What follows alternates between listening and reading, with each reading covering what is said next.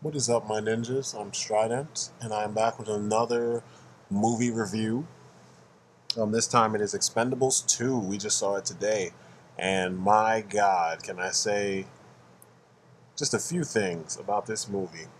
Um, it has been a while since I was so excited and so giddy, watching heroes do what they're supposed to do, do what they promise you from the trailers and all the hype surrounding, these flicks. And it's funny because this movie and the first one didn't really get as much like props and hype as like something pretentious as fuck like the Dark Knight Rises, And it deserves it because I mean it's about time we see people who train all their lives to do something actually go out and fucking do it. This movie's really, really well done. It's fun. It doesn't try to be anything more than a movie where you get to see fairly crazy military types, pretty much play G.I. Joe, essentially, you know. Um, you get to see all your old school action heroes, except for I want to say like Seagal. I think he's the only one missing from this. I mean, there's others, but Bruce Lee's dead, obviously, um, and so is Charles Bronson, so you couldn't get him in this. But everyone except for Steven Seagal is in here. I really wish that uh, Wesley Snipes was out of prison so that he could have been involved in this movie. But what we do get is like an action junkie's wet dream. The opening sequence of this film is just amazing. It makes you see, I don't know, all I could see was G.I. Joe. The whole opening sequence, it was an extraction sequence where they got in there to save someone and they smashed everybody's ass that was in their way. And it was amazing. Even one of the vehicles, actually two of the vehicles, just reminded me of G.I. Joe, straight up. Like an old school, like if you were to break G.I. Joe up into uh, two eras, this would have been like Cold War G.I. Joe, whereas, new school G.I. Joe would be all super tech or high tech. Anyway, before I continue with this, I just want to say that simple, simple. Terry Crews should be Roadblock. Enough said. He fits the role better than The Rock, and like when you see him in action in this movie, it's like, man, this dude can do it all, and it looks good. Um, I just had to get that out of there because I'm a GI Joe head, and like I said, when I watch these kind of movies, I'm thinking GI Joe, and it wouldn't be hard to make this kind of film into like a GI Joe kind of film and have different age groups. Anyway, back to the point. I've seen a few reviews where people said there is no plot. The plot is very simple. I don't know how and why they feel the need to do this with every action film, but I don't. My balls have dropped. I'm an action junkie. I'm not afraid to say it. I'm not trying to be elitist or anything. Fuck all that shit. You came to see people's heads get shot off and whatnot, and this is the reason for it. The movie starts with the team doing an extraction. Um, During the extraction, as awesome as it is, you're introduced to a new member of the team, Billy the Kid. Billy the Kid is played by Liam Hemsworth. That's Thor's little brother, and I think he's Hannah Montana's boyfriend, something like that. Um, anyway, and for those of you who don't know what I'm talking about, I mean Miley Cyrus's boyfriend. Um, and I don't even remember how I know this. But anyway, after the mission, the team is all, they're hanging out, they're relaxing and whatnot, and Billy is thinking about his girlfriend. And he explains to you why he's thinking about her so much and why he even joined the Expendables in the first place, pretty much for the money. Barney has Billy go back in and chill with the rest of them. Barney leaves, goes back to his plane. He is approached by Church, that is uh, Bruce Willis. the dude who gave them their job in the first one. He's pissed at the fact that they blew up everything in Valena in the first film, which was an awesome film as well. And he's like, you're getting he's going to give them an opportunity pretty much to redeem themselves. They go, they have to retrieve something from a crash site.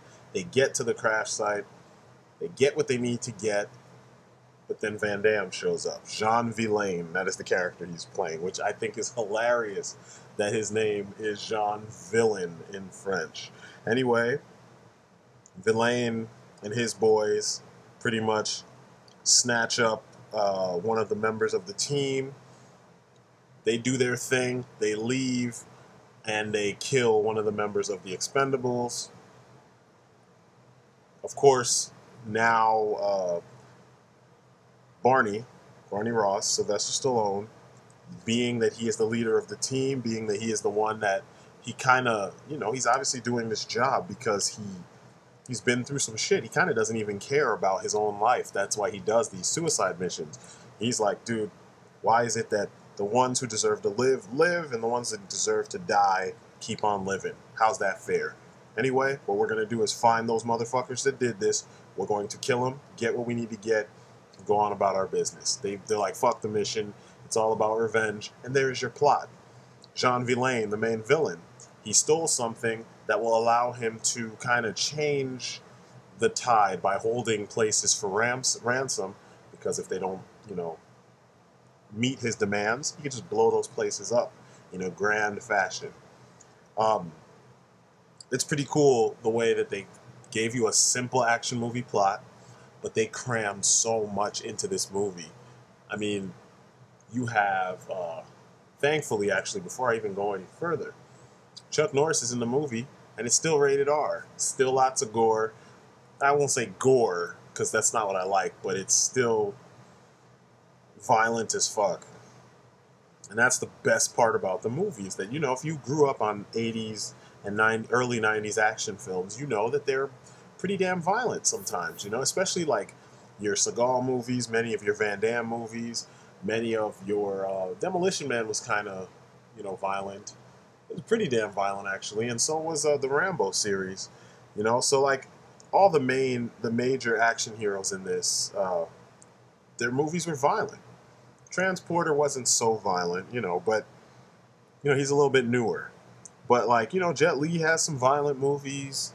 If you've seen, My Father Was a Hero, or The One, or was it The Bodyguard from Beijing? There's violence in the movies, but you get all that in this movie.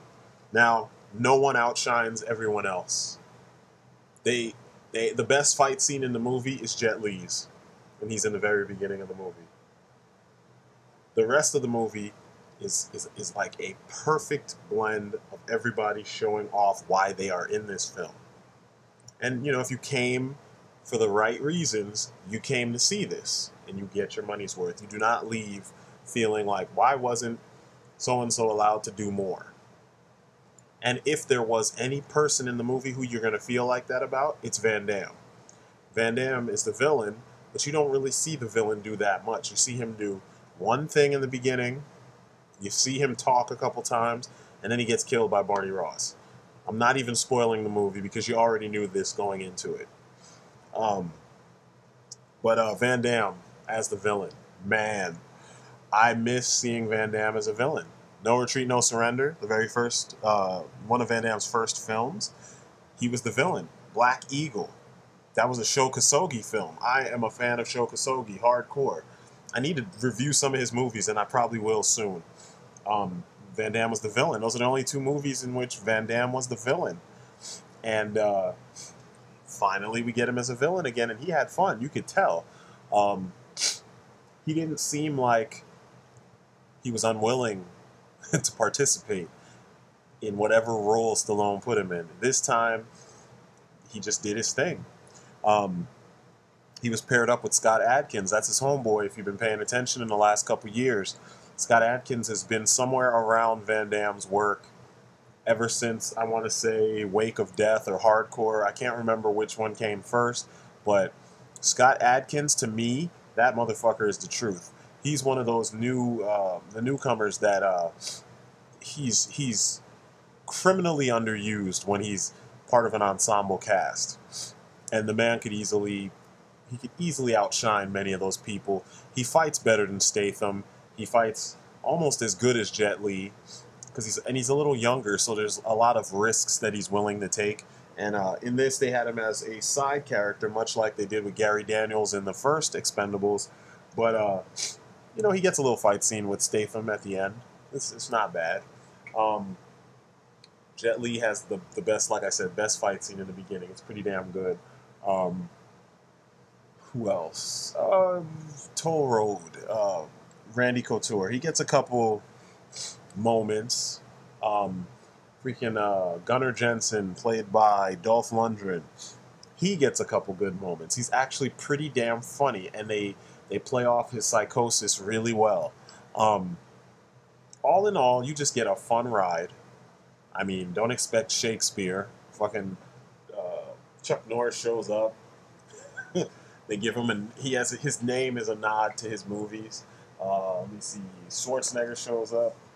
Several nods to their movies. They all actually make nods to their other, movie counterparts, which is pretty awesome because, if you're an action junkie, you know this shit, and it's like finally a movie that's talking to its target audience, guys like us, we're in our 30s, maybe 40s, but we were kids when we watched, Schwarzenegger in his prime, and when we watched Van Damme in his prime, and, we know all these characters, we know those movies, we can name where those lines came from. You know what I'm saying?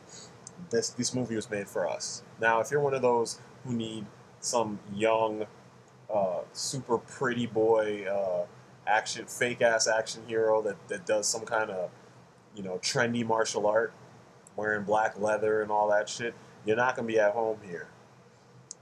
If you like, I don't know, ironic plots and all that shit, these new age hipster ass like Drive and shit like that, you're not going to enjoy this because this doesn't try to be pretentious. You're looking at some big, scary looking motherfuckers killing people for the right reasons.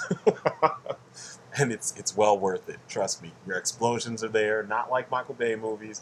These explosions make sense because they set their explosives. You see it happen. They blow up things that actually blow up. People get hit with guns, the guns shred them. Not like in your Michael Bay films where Transformers are shooting things with these ginormous shells and it's not shredding stuff. And the military is shooting Transformers with incendiary machine guns or machine gun fire, and it's melting them down. Yeah. The stuff that happens in this, it makes perfect sense. You will enjoy it if you are a fan of this kind of film. I think even if this is the first action film that you go to, you'll enjoy it because it's well done. The pacing is pitch perfect. You get action, some story to set up the next action, you get even more story, then you just get beat up by all the action. And then the movie's done. And you're like, wow, that was a nice ride. It's well done.